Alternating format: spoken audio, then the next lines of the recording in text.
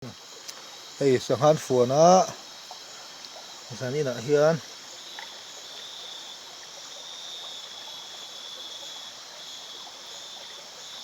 hei zan thil ania a lang chiang thei lo em a hian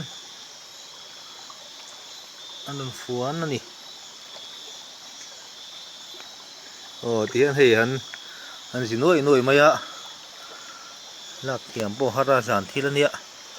kan hu pheng phung sia tian kha fuan vengin a fuan duty in kan oma hian kan om lai nge ron fuan hi kan van nei em mai ni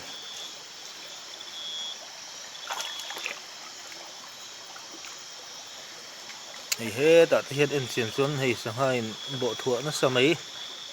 hian hei a then hi chu han thi deuh te chuan om ve dawn ni hi hian he ta te he tian